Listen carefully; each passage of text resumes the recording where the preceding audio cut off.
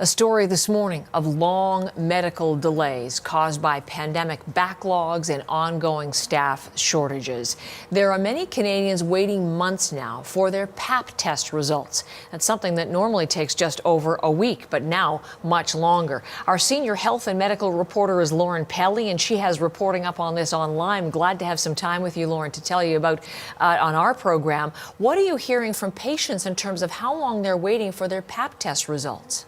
Well, we've been hearing from patients and their doctors that there could be these months-long waits now to get these test results back. And that's happening across different parts of the country, including Ontario and BC.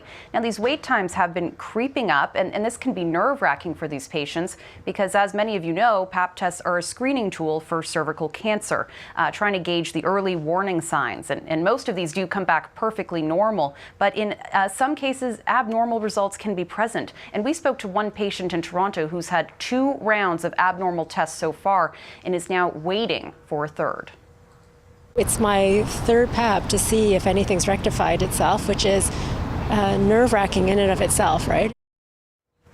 So she was told by her doctor it could be months now to get the results back from the last test she had a few weeks ago. Now, to get a sense of just how big this problem is, we reached out to some of the country's largest lab companies. That's Life Labs and Dynacare. Combined, they process more than 170 million annual screening tests across much of the country. And both of them confirmed to us that they are experiencing increased turnaround times for Pap tests. And why, Lauren? What's behind these delays? Well, there's a couple different factors. Obviously, the pandemic is playing a role here. Many screenings and procedures were delayed across the country, either because, stuff was canceled during the pandemic, people couldn't get in to see their family doctors, or in many cases, people held off on getting routine screenings done while we were in that crisis phase.